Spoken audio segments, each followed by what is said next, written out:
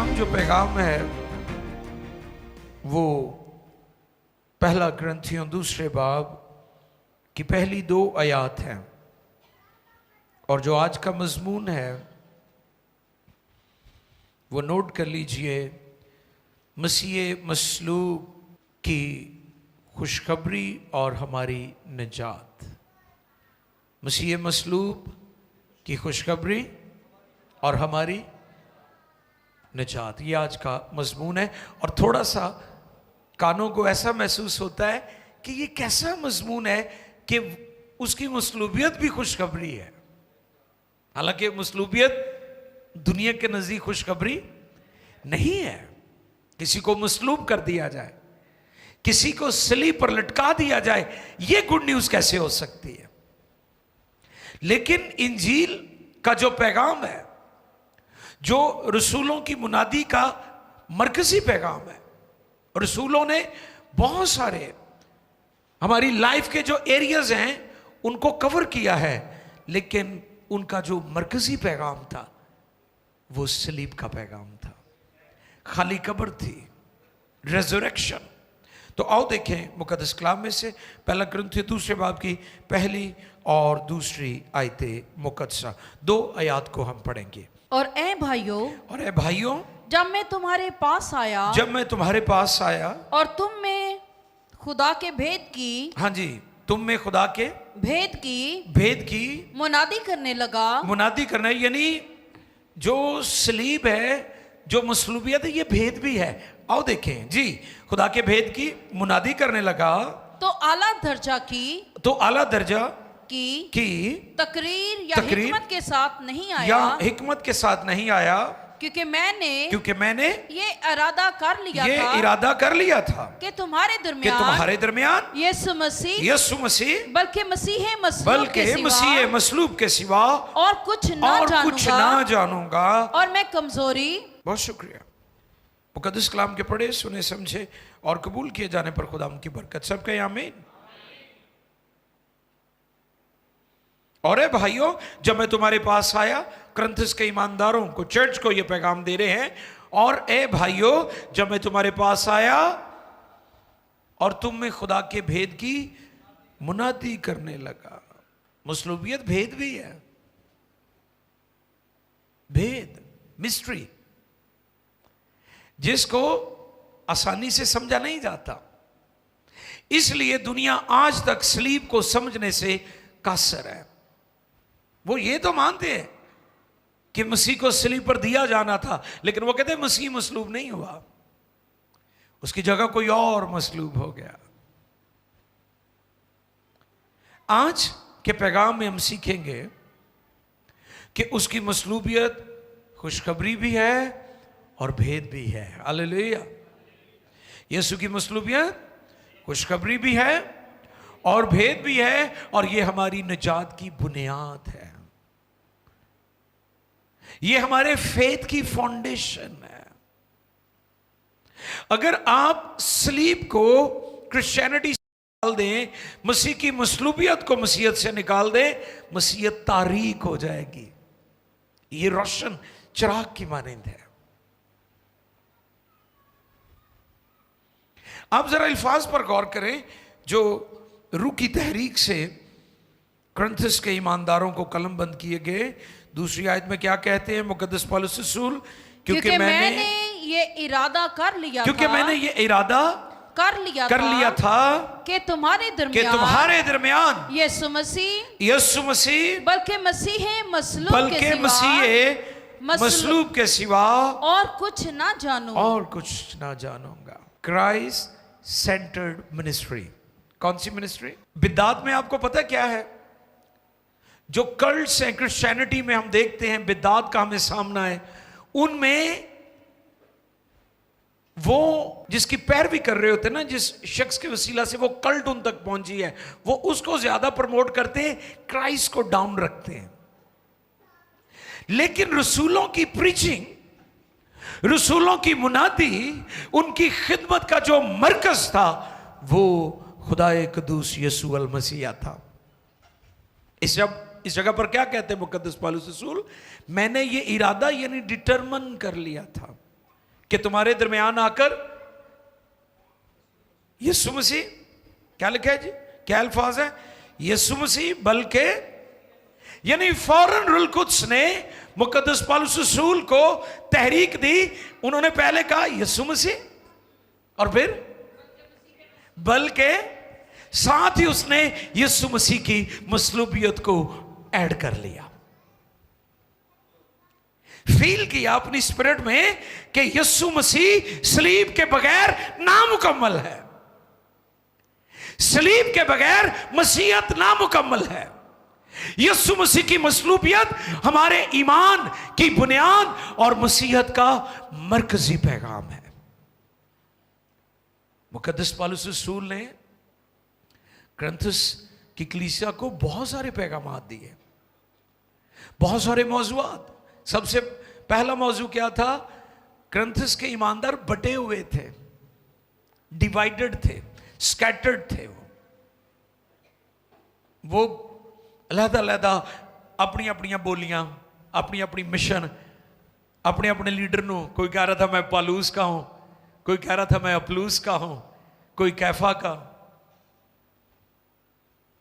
तो वहां पर उसने उन्हें पैगाम दिया, क्या मसीह बट गया है? क्या मसीह, ये पैगाम दिया कि यूनिटी की जरूरत है, मुत्तहिद होने की जरूरत है, अकाई की जरूरत है, एक होने की जरूरत है,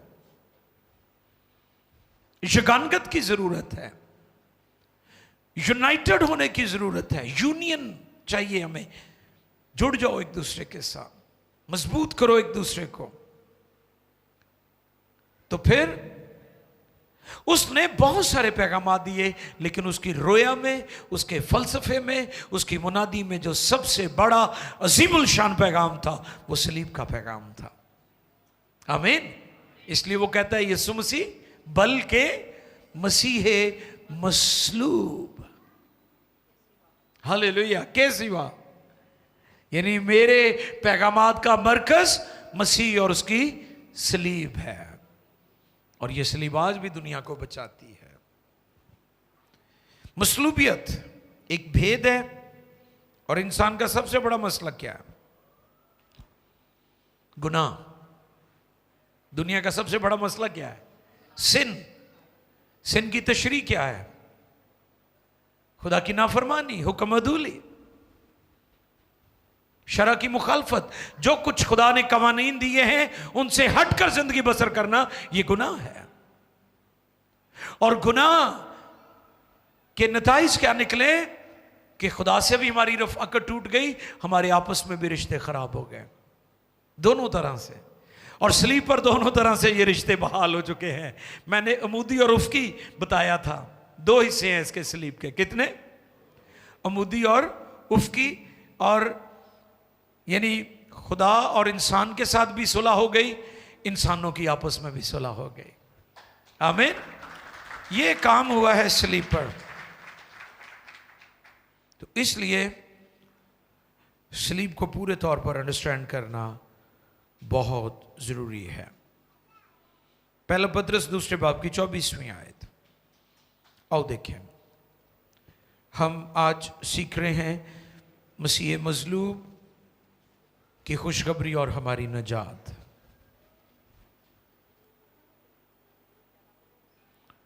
पहला पतरस दूसरे बाब की 24वीं आयत 2:24।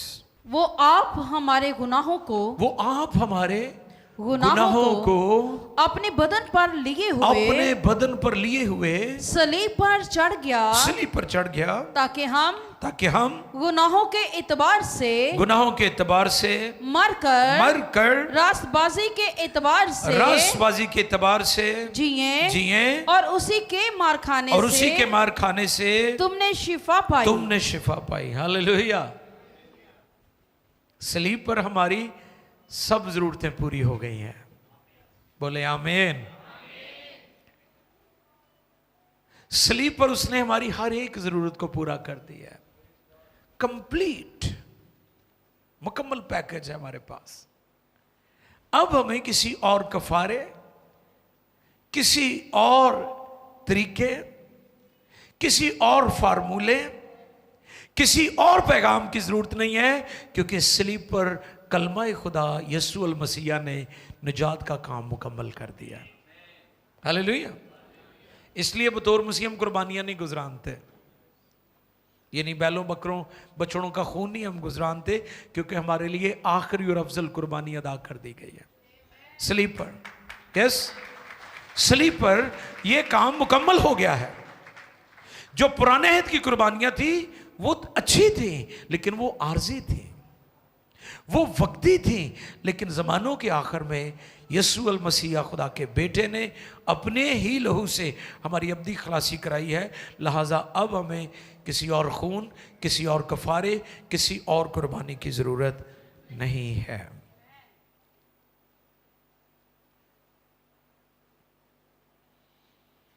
जब मुकद्दस पौलुस रसूल ने कुरिन्थुस में मुकालमा किया, क्योंकि यूनानी जो है वो हिकमत वाले होते हैं, वो कहते थे कि मसीह का मसलूब होना इसमें क्या हिकमत है, ये कौन सी कोई अचंभे की बात है। सलीब तो एक ऐसा निशान है जो लानत का और रुसवाई का और शर्मिंदगी का और बगावत का और नाफरमानी का और सजा का, ये तो मुजरमों और कैदियों को दी जाती थी।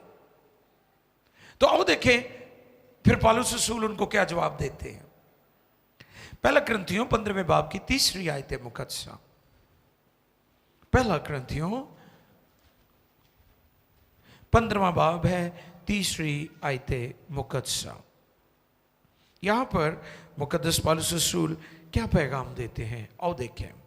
चुनाचे मैंने सबसे पहले तुमको वही बात पहुंचा दी जो मुझे पहुंची थी कि मसीह किताबे मुकद्दस के मुताबिक, गौर कीजिएगा अल्फाज पर, मसीह किताबे मुकद्दस के मुताबिक। अब ये किताबे मुकद्दस से क्या मुराद है?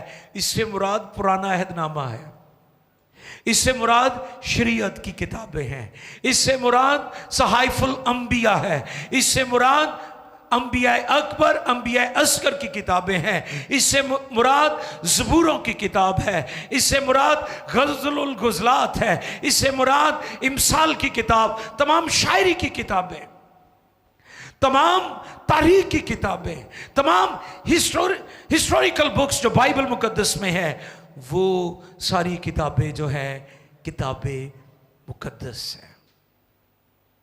तो यीशु कैसे मसलूब हुआ?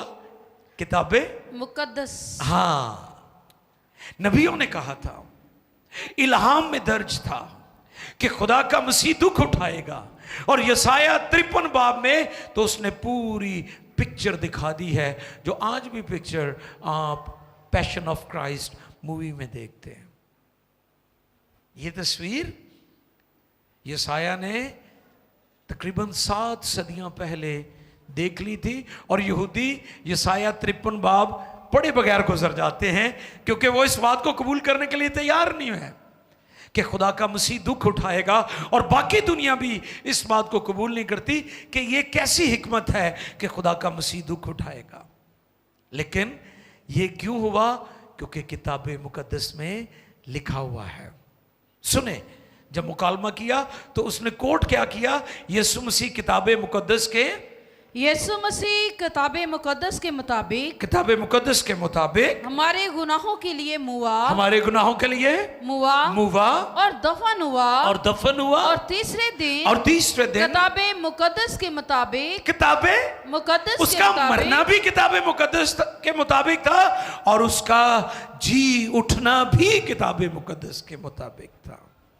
तो यहां पर क्या लिखा है? किताबे मुकद्दस के मुताबिक, तीसरे दिन किताबे मुकद्दस के मुताबिक जी उठा। जब वो मसलूब होने जा रहा था, कलवरी की तरफ बढ़ रहा था, पैशन वीक जैसे आ रहा है। कब शुरू होता है पैशन वीक? पॉम संडे से ईस्टर संडे तक। इसे कौन सा वीक कहते हैं? Passion week. होली वीक भी कहते हैं इसे, लेकिन ये पैशन वीक है। यीशु मसीह बाप के एजेंडे को लेकर यरूशलेम की तरफ बढ़ रहा था, लेकिन उसके बढ़ने से पहले उसकी तैयारी की जा रही है। और आज एक हदिये का भी मैं जिक्र करूंगा जो उसकी मसलूबियत से पहले उसे ऑनर किया गया है। आओ देखें, मरकस 14वें बाब की 3री आयत से लेकर 11वीं आयत मुकद्दसा तक पढ़िएगा। आओ देखें, मरकस 14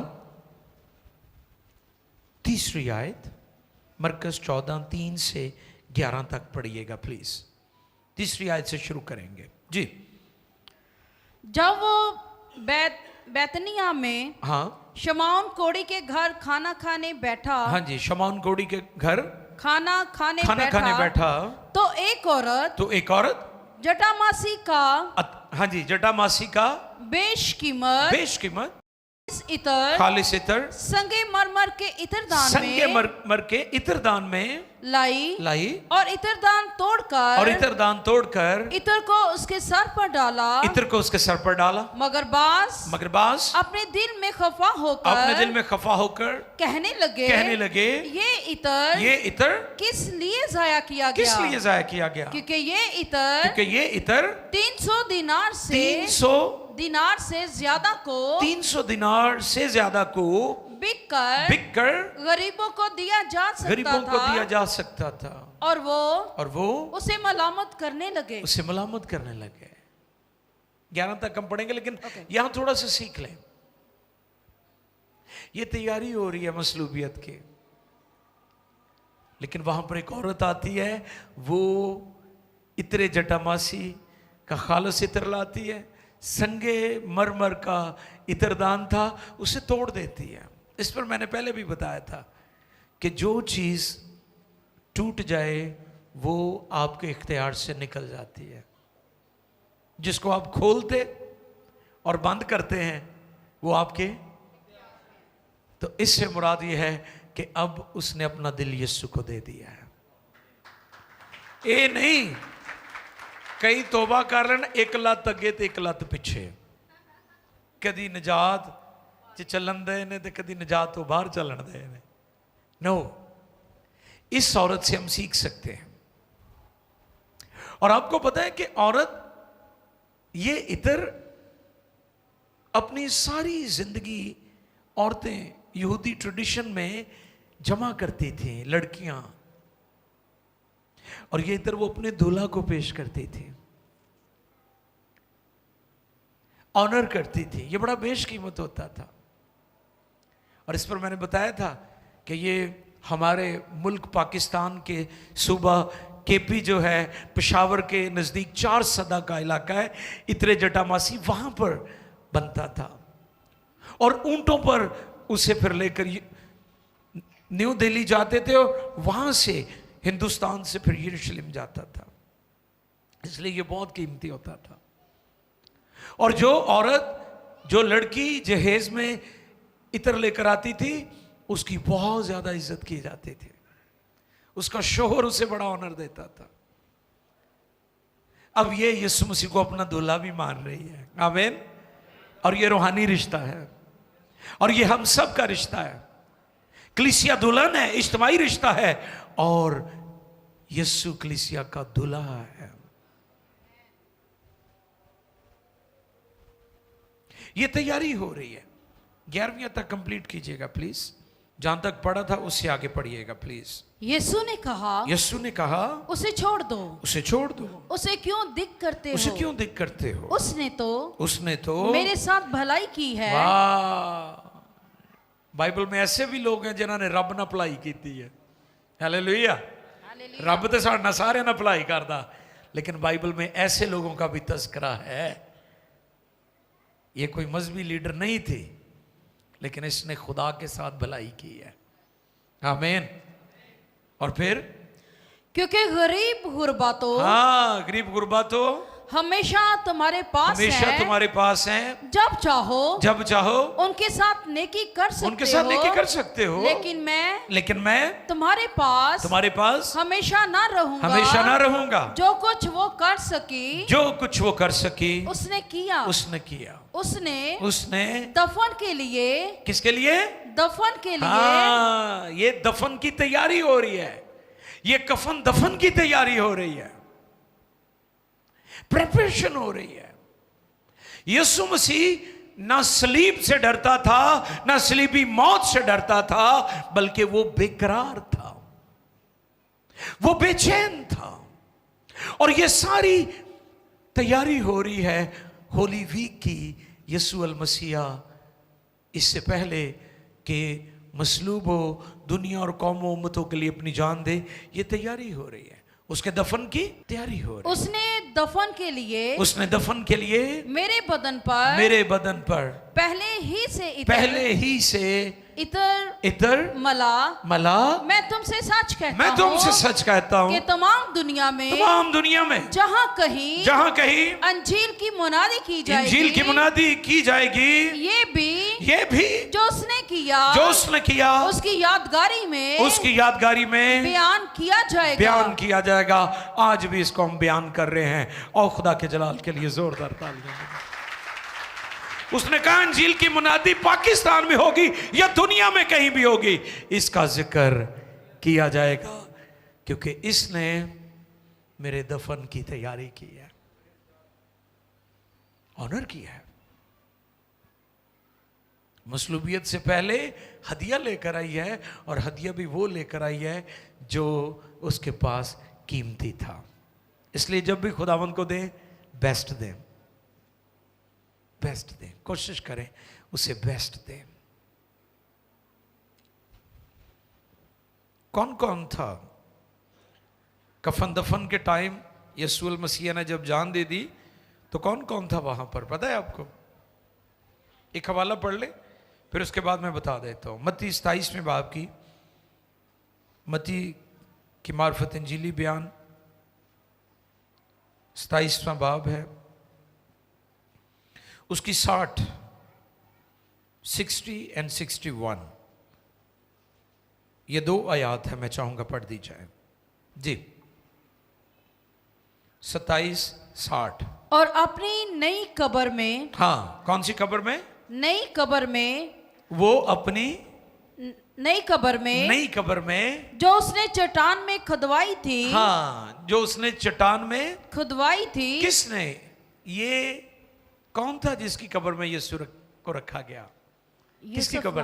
हाँ, यूसुफ अरमतिया, एक दौलतमंद आदमी। हाँ, यूसुफ अरमतिया का रहने वाला था। यूसुफ उसका नाम था। यीशु की अपनी कब्र नहीं थी कोई भी, क्योंकि कब्र में उसने रहना नहीं था। हालेलुया। आज सुबह मैंने बयान किया था कि यीशु मसीह का कफन उधर ही पड़ा था, लेकिन जब लाजर जिंदा हुआ है, वो कफन समेत जिंदा हुआ और कफन समेत बाहर आ गया, क्योंकि लाजर ने दोबारा मरना था। यीशु मसीह कफन उधर ही छोड़ आया था, क्योंकि उसने दोबारा मरना नहीं था। हालेलुया। और वो खुद फरमाता है, जब यूहन्ना को मिला, यूहन्ना अरब से 60 साल बाद उसकी दोबारा मुलाकात है, उसने कहा देख मैं मर गया था, अब जिंदा और अब्दुल्लाबाद जिंदा रहूंगा, क्योंकि मौत और आलम रवा की कुंजियां। हालेलुया। इसलिए वो कफन उधर ही छोड़ आया। और मैंने बताया था कि वो कफन ऐसे नहीं है जैसे हमारे कोई इस दुनिया से चला जाए यहां पर, तो आपको पता है कि पूरी चादर हमने ऊपर डाली होती है। वो रस्सियां थी, रस्सी नुमा थे, क्योंकि वो पट्टियां बनाते थे और उसके अंदर खुशबूदार मसाले डालते थे, ताकि बॉडीज जो है वो ज्यादा वक्त निकाल जाए। अब कौन कौन था यीशु मसीह की मसलूबियत कफन दफन के वक्त? यूसुफ और मत्तिया का। और यूसुफ ने लाश को लेकर महीन चादर में लपेटा जी, और अपनी नई कब्र में, यानी यीशु की कब्र नहीं, उसकी अपनी थी जी, और अपनी नई कब्र में जी, जो उसने चट्टान में खुदवाई थी, रखा। फिर वो एक बड़ा पत्थर कब्र के मुंह पर लुढ़का कर चला गया। वाह। और मरियम मगदलीनी और दूसरी मरियम वहां कब्र के सामने बैठी थी। वाह, कितने लोग थे? नोट कर लीजिएगा। यीशु मसीह के कफन दफन के टाइम यूसुफ और मत्तिया का और निकोदेमुस भी था वहां, और फिर मरियम मगदलीनी और हमारे खुदावंद की मां मुकद्दसा मरियम। अब शुरू में मैंने कहा था मसीह मसलूब की खुशखबरी और हमारी निजात। खुशखबरी कैसे है?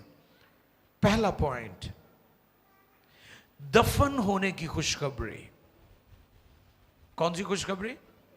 दुनिया में कहीं सुना आपने कि किसी को दफन किया जा रहा हो और कहा जाए दफन होने की खुशखबरी? नो। लेकिन मेरे यीशु अल मसीह का दफन होना भी गुड न्यूज है। हालेलुया। वो कैसे? उसने ऊपर वालों के लिए तो आसमान खोला ही था, वो नीचे के इलाका में भी गया। लिखा है वो आलमे रवा में चला गया और कैदी रूहों में जाकर मुनादी की और कैदी रूहों को अपने साथ ले गया। जो अगले जमाना में गुनहगार रूहें थी वो उनको अपने साथ ले गया। जो कैद में थी, तो ये खुशखबरी किन के लिए दफन होने की? शायद शागिर्द मायूस हो गए हो कि हमारे आका खुदावंद को मसलूब भी कर दिया और उसको, और हो सकता है कि इब्लीस भी पार्टी कर रहा हो, शैतान है को हो सकता ढोल छोल बजांदा होए कल्ला हो भाई हुण कहानी मुक गई है। लेकिन उसको पता नहीं था कि वो तो आलमे अरवा में उतरा है, शैतान के हेडक्वार्टर में, और वहां जाकर उसने इब्लीस की खोपड़ी को कुचला है और कैदी रूहों को उसने आजाद कराया है। तो ये जो दफन की खुशखबरी है ये नीचे के लोगों के लिए थी जो सदियों से, हजारों सालों से मुंतजिर थे, जो मुंतजिर थे। वहां पर वो गया। तो ये दफन की खुशखबरी सिर्फ ऊपर वालों के लिए नहीं थे कि हमारे लिए आसमान खुल गया, बल्कि जो नीचे के लोग थे उनके लिए भी ये खुशखबरी थी।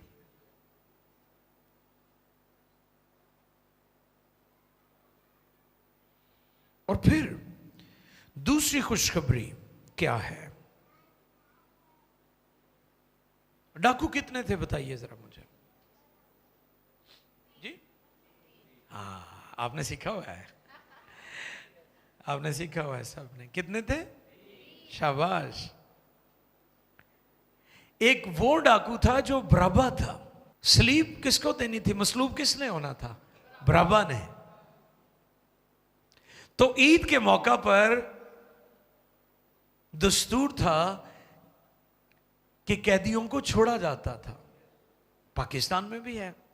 अभी रिसेंटली ईद से पहले मैं मीडिया पर पढ़ रहा कि ईद के मौका पर बहुत सारे कैदियों को आजाद किया गया है।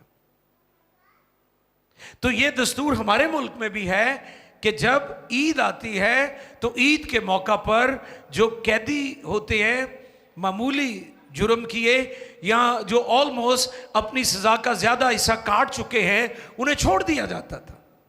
तो यही दस्तूर वहां पर भी था कि जो कैदी थे उन्हें छोड़ा जाता था। तो वहां पर हाकिम वक्त ने क्या कहा? तुम किसे चाहते हो कि तुम्हारे लिए छोड़ दिया जाए? बराबा को, क्योंकि कोई और वे नहीं था। जब उन्होंने जांच की, यीशु को अदालतों में से गुजारा गया, तो हाकिम वक्त ने अपने हाथ धोकर कहा कि मैंने इसमें कोई खता नहीं पाई। उसने भी उसकी बेगुनाही का सबूत दिया है, गवाह बना है कि यह लाखता है। अब कोई और तरीका नहीं था कि यीशु को मसलूब किया जाए, तो उन्होंने ये राह निकाली कि हो सकता है कि बराबा चूंकि बड़ा मुजरिम है, बड़ा खतरनाक कैदी है, लोग कहेंगे नहीं नहीं नहीं यीशु को छोड़ दो। है हाकिम वक्त के दिल में ये बात आ रही थी, ये आइडिया आ रहा था कि हो सकता है इस तरीके से यीशु मसीह को बचा लिया जाए।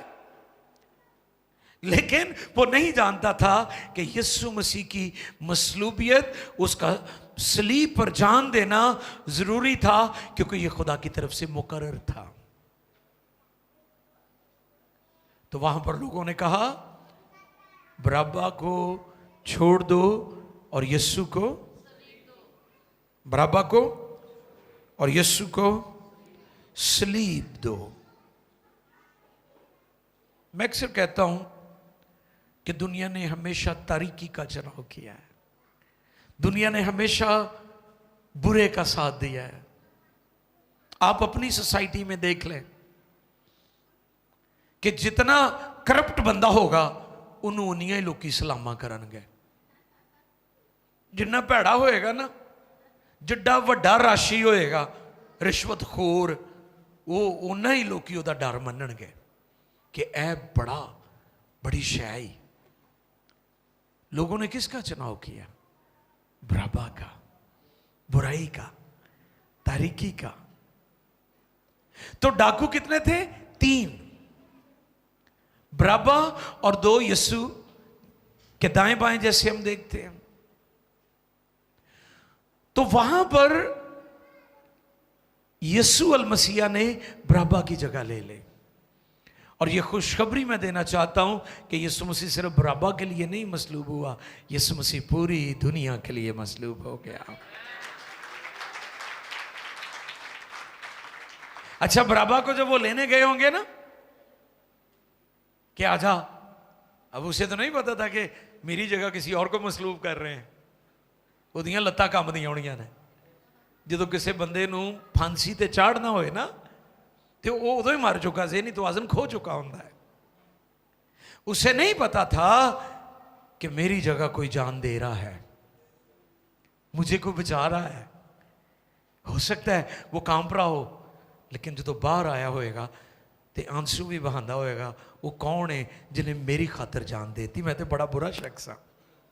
तो इसी तरह आज के गुनहगारों को, दुनिया के गुनहगारों के लिए पैगाम है कि यीशु सिर्फ बरअब्बा के लिए नहीं मसलूब हुआ, वो आपके लिए भी मसलूब हुआ है। ये है खुशखबरी। आमीन। पहली खुशखबरी दफन की खुशखबरी। दूसरी खुशखबरी हम देख रहे हैं बरअब्बा के लिए। और फिर उसके बाद तीसरा पॉइंट, सलीब पर 2 डाकू, एक दाएं और एक बाएं था, उनके लिए भी खुशखबरी। हालेलुया। उनको क्या कहा? यीशु मसीह जब फरमाता है ना पहला कलमा, क्या है? बाप इनको, क्योंकि ये नहीं जानते, है ना। जब किसी मुजरम को या किसी मुल्जम को सजा दी जाती है, अदालत में पेश किया जाता है, वो लोगों की सफाइयां नहीं देता, वो अपनी सफाइयां देता है। वो लोगों के लिए नहीं कहता इन्हों माफ कर, वो कहता था मैनू माफ कर दो ताकि मेरी जान। लेकिन जो डाकू बच गया, जिसने यीशु मसीह को कबूल कर लिया, उसने क्या किया? उसने देखा कि रिश्तेदारों को, दोस्तों को तो मुआफ करते मैंने देखा है, लेकिन दुश्मनों के लिए मुआफी की दुआ मैंने कभी नहीं सुनी। हिला के रख दिया इस बात ने कि ये कैसा मसीहा है, ये कैसा यीशु है जो सलीब पर जान करने की हालत, अजियत और करब की हालत में भी कह रहा है ए बाप इनको मुआफ कर। तो फिर वो क्या कहता है? जब तू अपनी, हाँ, मुझे याद करना। ये उसके लिए भी खुशखबरी थी। लेकिन उसके साथ एक और डाकू भी था जो बड़ा जिद्दी था, और वो डाकू उन लोगों की तस्वीर पेश कर रहा है जो आज भी अपने गुनाहों में जिद्दी हैं, जो तौबा के पैगाम को कबूल ही नहीं करते, जो निजात के पैगाम को सिरे से रद्द कर देते हैं, जो कहते हैं मैं नहीं बपतिस्मा लेना, मैं नहीं इस रात जाना। और आप देखें, एक वो डाकू है जो मौके से फ़ायदा उठा गया है, और दूसरा वो डाकू है जो मौका गंवा देता है। इसलिए खुदा ने आपको मौका दिया है, मौके से फ़ायदा उठाएं, तौबा करें, अपने गुनाहों की माफ़ी के लिए नई पैदाइश का गुस्ल लें, निजात पाएं। तो मेरे अजीज़ों, आज हमारे पास खुशखबरी है। कौन सी खुशखबरी है? मसीह मसलूब। और ये एक भेद है जिसको दुनिया कौमें अंडरस्टैंड नहीं कर रही। मुकद्दस पौलुस रसूल क्या कहते हैं कि मैंने ये इरादा किया था कि मैं यीशु मसीह बल्कि मसीह मसलूब के सिवा कुछ और ना जानूंगा। हालेलुया। कि मेरी मुनादी का मरकजी पैगाम, जो मरकज है, जो सेंटर्ड है, वो यीशु अल मसीहा है, जिसने कफारा दिया है, जो सलीब पर मसलूब हुआ है। आमीन। आओ इस गुड न्यूज़ को अपनी ज़िंदगी में लें, झुक जाएं और मिलकर हम दुआ करें।